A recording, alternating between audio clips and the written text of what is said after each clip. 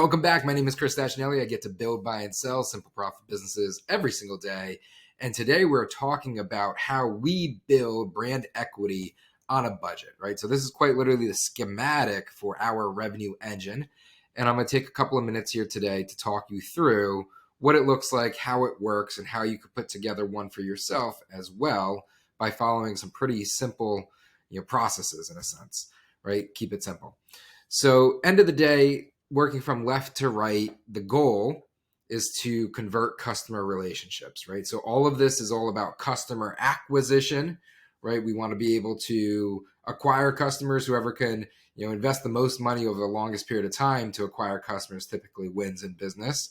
But whoever can also do it as efficiently and effectively as possible also wins in business, right? So the name of the game here is to acquire customers. It's about acquisition of customers and doing it at the most affordable possible way for efficiency's sake. That's the goal of the engine, right? As we work through this, it's important to acknowledge everything's feeding into the customer relationship, which we have multiple tiers of conversions of the customer relationship. And there's a why behind that, because you're trying to cherry pick as much value, as much unit economic value as you possibly can from every single potential qualified lead, right? Or potential conversion, so that you can grow your ACV, average customer value, over time, which allows you to feed your machine, right? You got to put fuel into the machine. So there's unit economics that we want to keep into account when we're building and designing this, and then when we're testing it and optimizing it, right? But everything starts somewhere, and where we're starting is acknowledging the customer relationship. The other thing I want to acknowledge early and often is that each one of these individual boxes is on itself a little simple system, right? Almost like a simple machine. And in its own right, in many ways, shapes, and forms, each one can be a standalone customer acquisition or revenue engine, right? What I just want to acknowledge here is many business owners get, fall to the falsehood of the mistake that you can just do one of these things, and because it works, it's working for your business, you don't need to do the rest. The reality is when you do all of them together, there's a level of synergy that takes place, and you're taking pressure off of any individual part, and they start to complement one another at scale, and they allow you to really achieve better overall economics for the entire kind of the goal, which is to acquire customers, right, for the lowest possible price. So yes, as we work through it, each one can be its own little thing. And also depending upon your business, right, what business you're in, you may only focus on certain aspects of it. That's also true. So I don't want to state things that are kind of blanketed across the board and put some sort of, false context out there in terms of a perspective. You change your perspective, you change your approach. What I'm going to communicate today is our quite literally revenue engine as of the moment in time in which we're recording this. And it's kind of covering all the main parts. So I'll talk about the pillars, right? We already talked about customer relationship. The other pillars that we have, which are definitely written and covered in depth in the book on bootstrapping, and we talk about it inside the community as well. You only have four main ways to acquire customers. You have cold relationships, you have warm relationships, you have referred relationships, and you have paid relationships, right? Cold relationships are quite literally people that don't know you. Warm relationships are they know you so they can flow you, right? People who do know you. Referred relationships are folks who know, like, and trust you and have experienced really good things. So they're willing to extend their social capital to be able to refer you business, right? So they're bringing you business. And then paid relationships are you don't have that social capital, so you exchange social capital with financial capital, and you're going to pay to be able to get brought business, right? So those are the core pillars. Those are the four pillars of relationships that you have to work. Business is definitely a relationship game, so we break down customer acquisition across relationships. With us, everything starts with cold, right? Now, I talk about the pillars, and I go from left to right with the pillars. And we have a approach here, a flow to this diagram. I'm going to talk through the flow first, and I'm going to talk through the flow quickly, and then I'm going to go back and reference the individual little arrows that we have in terms of the steps, right? So this is the structure, and then I'm going to go through the strategy of actually setting it up kind of like one step at a time. How do you eat an elephant one bite at a time type of thing, right?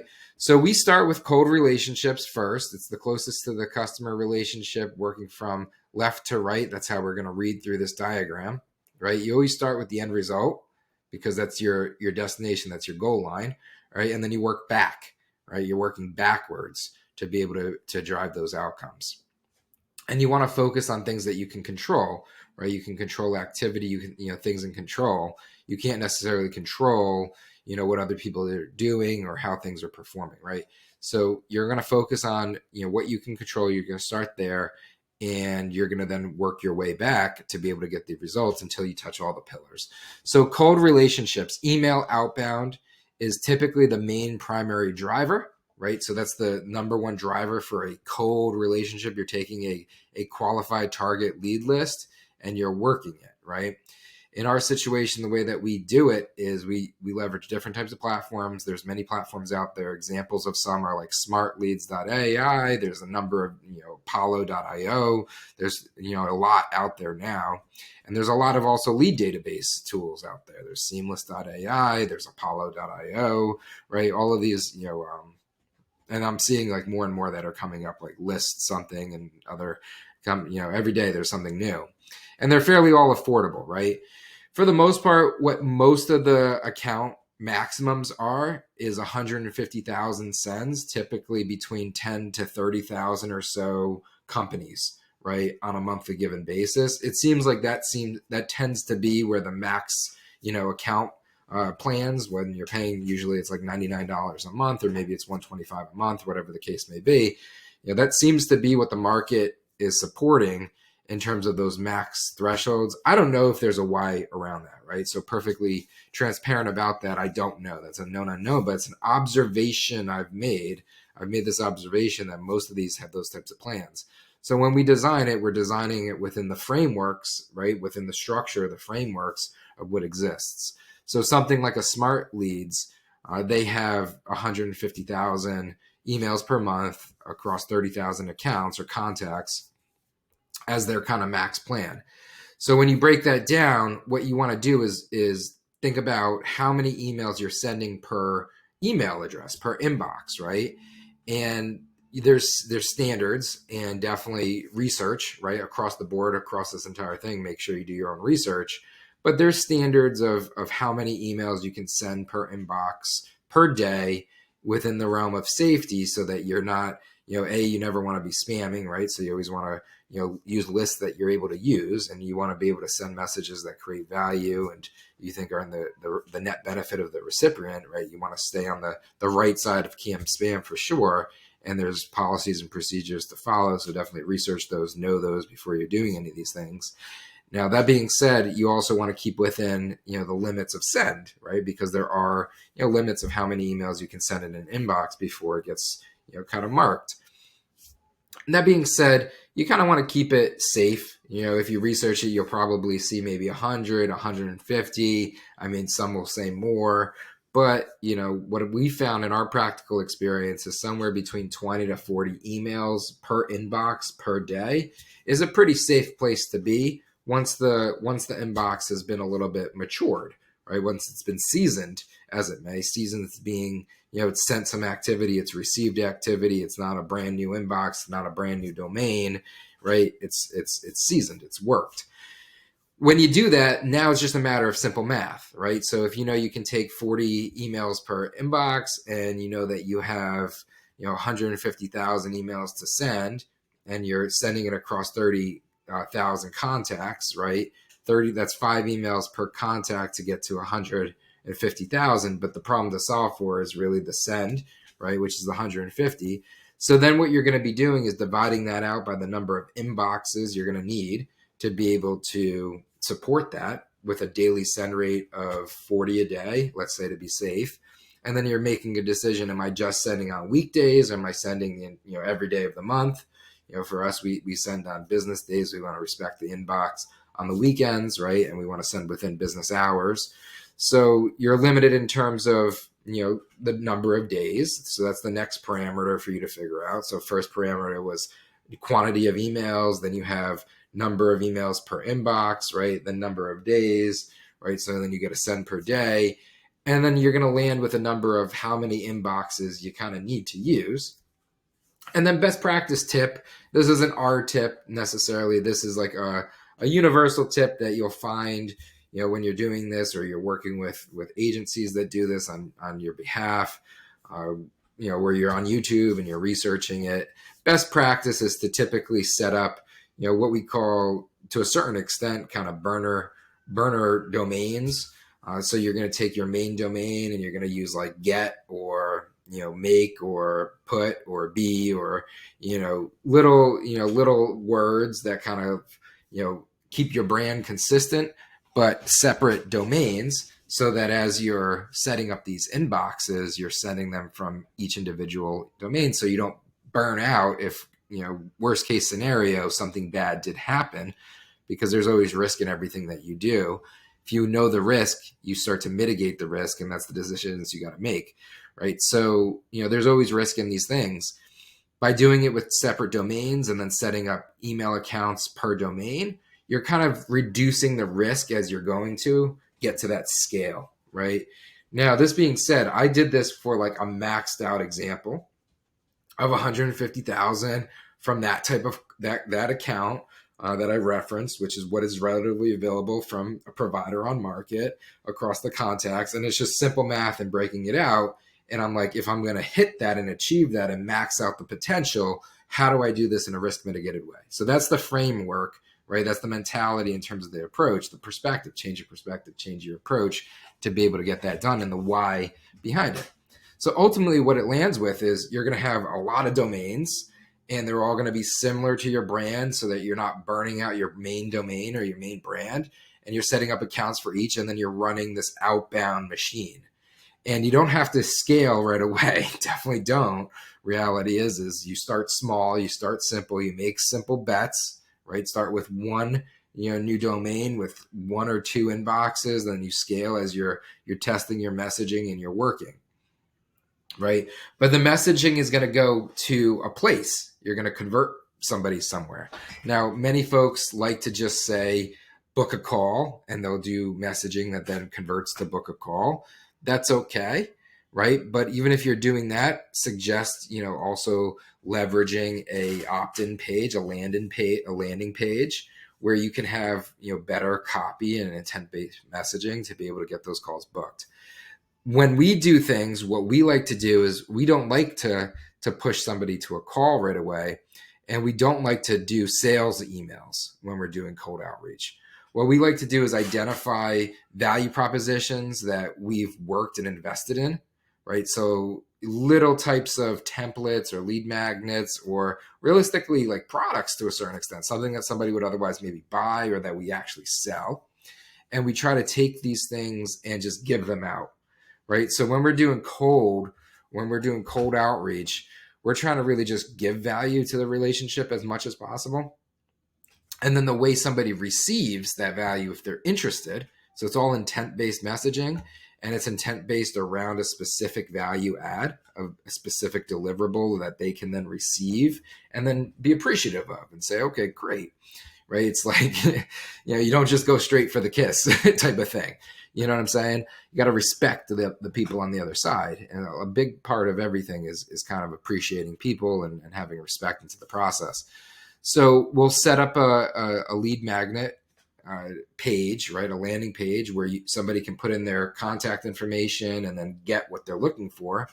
And on the back side of that, then it becomes a redirect.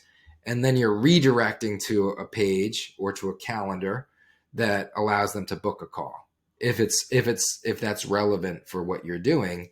And typically it is. For us, we use logic. So typically in the lead magnet, we'll ask specific types of questions.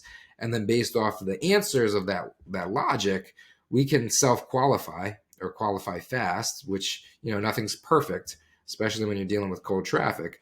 But we can qualify if it makes sense to book a call, right? Based off of maybe size or industry or employee count or revenue or age, stage of the business, right? If they're qualified, we get them to book a call, and now you're going through a sales call process, a sales cycle, which this doesn't break down sales cycles because you can either have a book, where you're qualifying the call off of the first book, 5 minutes or so, and then you're going through into a sales process, or however you're running your call based sales process, right? That's not covered here in the schematic of the revenue engine. Just want to asterisk that and flag that for everybody. But again, you're kind of going through this. If you can get this right, this is a great way to get started. And if you're getting good messaging, which is why number one, we do start with an offer, right? So we want you to figure out the offer first, the thing that's the most valuable, right? What are you actually offering that's like too good to say no to, in a sense, right? What people are willing to exchange their time and email and interest in to be able to receive. When you can start with an offer, the name of the game is to ideally start with one, right? But a great way to get to one would be to brainstorm all of them, try to identify all the offers in which you could potentially come up with. And then you're going to be, so that you start with an offer, and then you're going to build the flow, right? So you want to start an offer, build the landing page where people can receive the offer. And then you want to build the flow, which is like the automations and the actual redirects and the workflows to be able to get the calendar set up and make sure you're capturing into your CRM. So the infrastructure, the operational equity, right? So start with an offer, build the operational equity, and then you're going in and you're testing the message. And the value and the power of outbound email, of cold email, of outbound, is that you can, at scale, test your offers. You can test messaging, where especially if your goal and strategy is to create value and deliver value and not ask really for anything in exchange. I mean, you're passively asking by redirecting the conversion to see if they are interested after you've given them value, right? After you've already delivered something and created goodwill. But like in these outbound messages, you don't want to, push somebody to a call, or, you may, but for us, we're more interested in testing, what people are interested in. It's a great way to take a pulse of the market, understand where the value lives, because the goal at the end of the day is always to create value for others. And if you can create more value than it costs you to deliver, and you can have a good price and the price is less than what the value is, then that's how you get customers in the end, right? Cold email is a great way where you can control that, right? I mean, when you start to scale that up, the numbers become pretty exponential and it becomes a really powerful mechanism. But again, start slow, make simple bets, get your first level of system, your first pillar to work, right? Get calls and get conversions. Right. For us, it starts with a community trial, right, which is a great way to stack our offer. We give out free copies of the book, Bootstrapping, right, which is a 400-page masterpiece on bootstrapping. Tells you everything you need to do, be able to follow the investmentor's journey and take a less risky approach to capitalism while you're building, wealth, bootstrapping, wealth, the lifestyle that you want. So, we have an offer that converts to a trial, and then from value of the experience, we're then able to convert to a membership. Now, if there's somebody that's qualified and it's something that is an indicator, leading indicator, this is a conversation we should have, then we're talking with one of our team members and we're booking a call. And on that call, we're determining if somebody's qualified or not. If they're qualified for our advisory business or one of our service-based businesses, and they're a fit qualified client, then we're going to push it into that type of pipeline and get them to be a client fastest. If they're not necessarily qualified to be a client, but they're a great fit for the community, then we're going to get them into the community. And it's either, come into the community directly, or, it starts with the trial, right?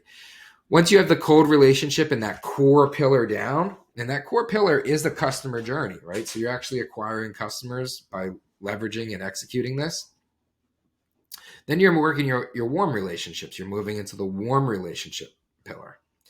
And the first place that we start, even though it's not up here, realistically jumping to number 4, and by up here, I mean I'm jumping around a little bit in terms of the way that the diagram is designed, and it's designed with purpose. But the way that we start next in terms of focusing, right, because this is all a process-based approach, is we'll jump from 3, which is testing message, to 4, which is consistency of message, right? So you want to get consistent. In order to get consistent, you want a place to get consistent. Now, if somebody comes in and they've entered in their information here and they didn't book a call or go to a community trial, then you want to be able to nurture that lead. You want to be able to nurture that relationship until you can create or give enough value where you can then convert them back into a trial or a call, right, at a later date. So we use newsletters to do that.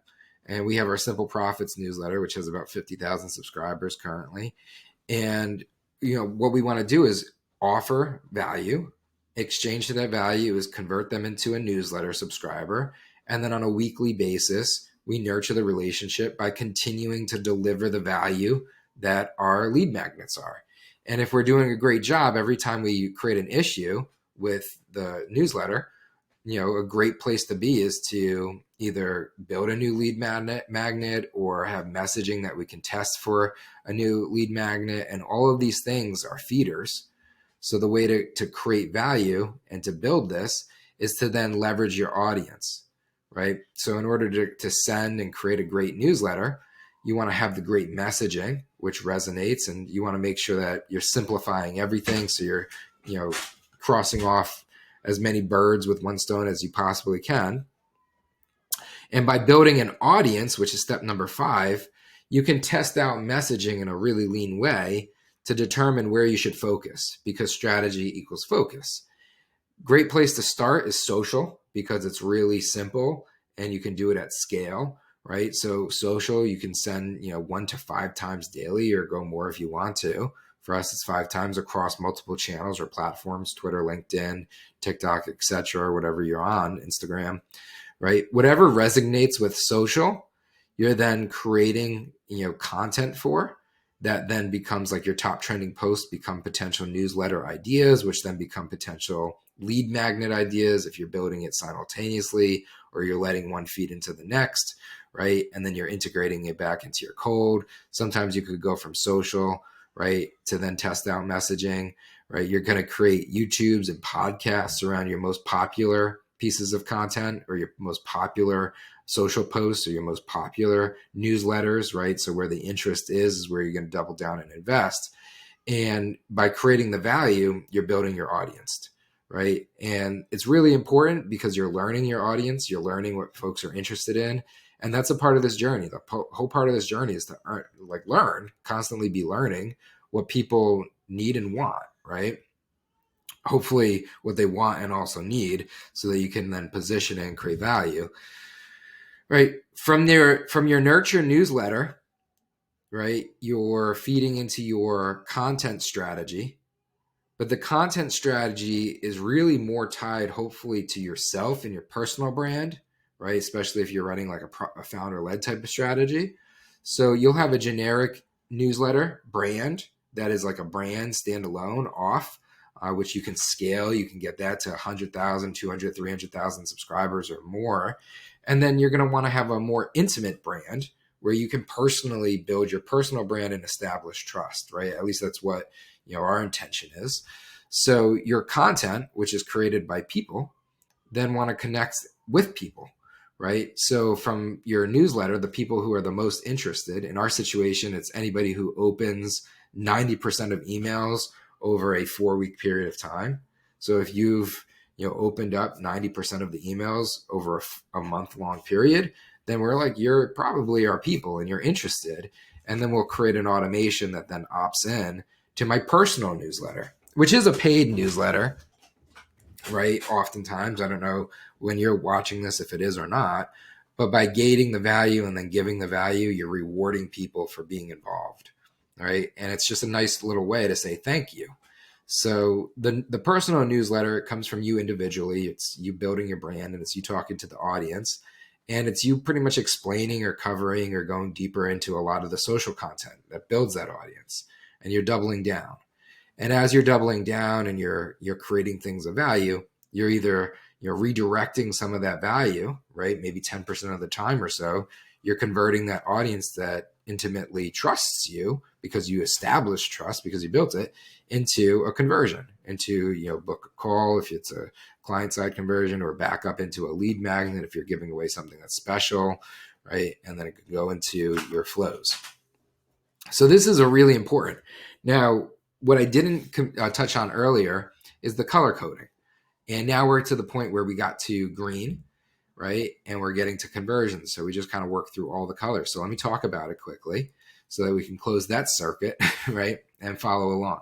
So cold out here is the blue, dark blue. So anything that's cold, right? True cold traffic is dark blue, right? Warm is so cold being like a lead, right? So this is somebody that's like, it's a cold lead. It's not necessarily, it's targeted, it's qualified, but it's not really truly intent-based qualification, right? Orange is now there's intent-based, like they took an action, intent-based qualification to decide to be a lead, right? So they're now, many people call this like an MQL, right? SQL would be somebody who, raises their hand and actively self-qualifies, or you've qualified, to be a sales qualified lead. So a next level of intention. For us, we'll jump up to step number 7 over here, which is earn credibility, right? So once you've built your audience and established trust, now you're earning that credibility. And what you can take is like your most popular YouTubes, or you can take things that you teach, train, equipped through your business, right? Where you're creating value. If it's a SaaS, it could be a workshop on how to, solutions driven SaaS, right? Like how you get more out of the tool. If it's a service, you could, give the strategy. So you could sell the implementation, right? If it's a community, then it could be SME. You can host an SME or do an AMA and create value, right? But you want to be able to teach, train so that you can then equip through your solution. And that's you hosting an event or hosting a workshop. It's more intimate. It's more intentional. It's a next level lead magnet, realistically. It's a next level intention based. I want this value, and you're investing time as opposed to just an email as a cost. So it's a little bit more costly, right? More value is given. And it's a great platform to continue to build and establish that trust and now credibility. Not only do I trust, but you're also super credible to be an authority, right? All of these things, again, are all feeding back, right? So a popular thing from the workshops or events would be to feed directly into your primary driver of your customer relationship, which would be a trial typically, right? Or it's going back into an intent-based lead magnet, or it's directly converting into a membership, or it's just going and funneling, folks that weren't necessarily interested or qualified into your newsletter, which then funnels, those that are the most active into your personal brand, right? So again, this system's like a circuit, and it's always working together. And that's what I'm trying to say earlier of, each one of these individually could be its own little micro revenue engine, but when they start to work together, you're getting that much more mileage from each because of the synergy, right? It's like having 4 tires versus 1. Right? You get further. You can go further with all of them working together, right? Once you've finished off your warm relationship, so you start with cold, then you're working warm because you've earned the warm, right? You've converted cold into warm. The next level of thing that you're going to be able to build is referred relationships. And referred relationships are really rooted in the value you've already delivered, right? Because referred relationships are folks that are like, hey, I'll vouch, right? I'll leverage my social credibility. I'll leverage my brand in order to refer you business because I know that you are good at what you do. I've already received that value, or we work together in some way, shape, or form. And I'd like to see somebody else get that value. And in exchange, I want to earn a little bit of a commission or an affiliate fee or a referral fee, right? For that sale or that referred business. So you're building your referred relationship pillar off of your book of business, right? So off of happy clients, happy community members who want to become brand advocates, brand champions, right? They want to help scout you more business to a certain extent. You're going to start with your customers and convert them to affiliates, which is just simply setting up a way to track, to help them send you business and then track the business they sent you so they can get paid or compensated or benefit in some way. Because this is definitely a give to get type of relationship for sure, because it should be. In order to support your affiliates, you want to empower them with really great brand content. You want to give them things that they can share, right? You want to keep them juiced, right? Give them talking points, right? All of these things can come from, again, your audience building, which is your content machine, right? So by just recycling and recircling what you're doing to build your audience, you can empower that. You could take that and you can maybe change it a little bit, maybe make it like more like a white labeled, here, take this, share it on your social, or share this video with your referral link, right? Or why don't you create a video that kind of talks about the same type of stuff? Like this one worked really well. And this starts to empower your affiliates, right? So you want to make sure that you have enough juice to be able to help them, fuel them. And then once you have your own, right, you built your own little referred channel, then you want to go out to the ecosystem, to people who have businesses that do similar things to yourself, similar like audiences, similar like personas of customers. And you want to build relationships with them where you can then borrow theirs, right? And this could be a mutual referral relationship. This could be you're going to pay them and compensate them a commission. It could be let's host a workshop together relationship, teach, train, equipped. And then from that value created, we'll convert to trials for both of our memberships, right? So those are more partnerships, but they're referred relationships, right? They're coming into that bucket, and you're borrowing somebody else's audience. Because the whole goal here is leverage, right? All of this is really building leverage for your business to acquire customers. Your final and last thing that you're going to focus on is typically where a lot of people will maybe jump to first.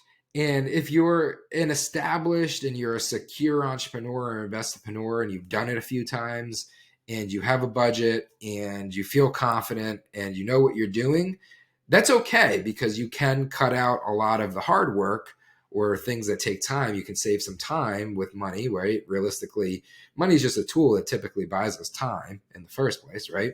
So if you have the money and you feel confident in your experience, because you have the experience because you've earned it, then, you could jump to the paid, and you could have your paid, you could go to paid relationships, which are in our world, in our system, in our model on the schematic, it's all about scaling what we already know works, right? Because we put in the hard work, because we trust the process, commit to the journey, because we went through the process of testing messaging, knowing what offers convert, right? Knowing what content is interesting, knowing what webinars and workshops to host, right? Because we've gone through, we've identified this. The things that work are also what we're, again, empowering our affiliates with over here. And we can see data from our own systems of what's working. And then we start to see affiliate data. And then once we know that, then we could start to put paid money towards those same types of offers. And you can just skip it and just go straight to the landing page, use the intent-based offer, the content to the message to then convert. And you can just pay to scale what's already working, right? That's the goal over here with paid, is you identify what converts, what works with the best metrics using data, and then you put budget behind it to scale it, to amplify it. So you go to Meta and you give them some money and they'll run ads for you. And you can convert that ad into the offer, which then works, right? Outside of ads, the other paid relationship channel that we leverage are newsletters, right? There's also any place that you could pay somebody, right, where you're exchanging capital instead of like goodwill or relationship to be able to earn traffic and attention. That could be a paid relationship. For us, we run newsletter paid strategies where we'll run special promotions or offers, intent-based offers, ones that work really, really well from cold email. And we'll go to newsletters that have huge lists similar to our own, which is a fairly large list. And we'll ask them to run it. We'll sometimes pay them to run it. And then we'll give them a referral commission on the backside for performance, or we'll just do a pure performance relationship from the beginning. But I look at those as paid because, again, they didn't experience, right? So they weren't affiliates that we created through the value of what we've done and earned, right? Now you've amplified it. Now you're able to go back. You can also run paid ads and stuff to grow your audience. So once you've figured out your messaging and your messaging is working, if you want to grow your audience faster, you can also recycle some of that capital to grow your audience, which then feeds back into that trust, which the established trust is really the primary driver at scale. When you can build a brand where people trust you, they know, like, and trust you, and it's on a personal level, tied to a business level, tied to a brand that you run and own or involved with, that's the model in this new world that just is the, for lack of a better word, magic money machine. That's what you should always aspire to, especially as a bootstrapper, building a better business on a budget. If you're an investor, the best place to invest is in yourself, right? Build your brand, and then you can leverage that, right? We see celebrities doing this every day. It is a massive strategy that works really well. We're seeing, influencers and creator celebrities, doing this now. And, because of the ability to be able to create value and distribute it at scale through these mechanisms that we reviewed today, you no longer need to be a movie star to be a celebrity, right? You just need to be able to create value and give value to the world, and then harness a personal brand that can then redirect that value. Ryan Reynolds is a great example of somebody who's done great deals over the past several years leveraging that. So this is our revenue system. This is the schematic. All of these things feed into one another. And this is the way in which you start to approach it. And again, each one systematically gets built. You're taking the lessons learned. You're taking the data off of one, and you're applying it to the development of the next. And then you're optimizing across the board for all. Because just because you do this once doesn't mean it's done. You do it, you set it up, and then you optimize it. Always be optimizing, always be optimizing, always be optimizing. And that includes, on your customer relationships, you should always be optimizing the value in which you're delivering, so you stay with the times and you're competitive and you have the most valuable solution at any given time at the best possible price, right? Your messaging, what you're building with your audience, your referred relationships and how you're nurturing it and supporting them successfully, and then your budget management, right? So you're making sure that you're getting that best ROAS, that return on ad spend, as you possibly can. All right, hopefully you found this valuable. If you did, I appreciate you for watching it to the end here. Definitely like and subscribe. We'd appreciate it as we build the channel and build our own little audience over here. If you are a bootstrapper building a business on a budget, if you want to build a better business together, we have the bootstrapper.community. It's the Bootstrapper community. You could go to bootstrapper.community. It's quite literally the community for bootstrappers. And, as a team, we're looking to build better together. Hopefully I get to see you there. Thank you for taking the time.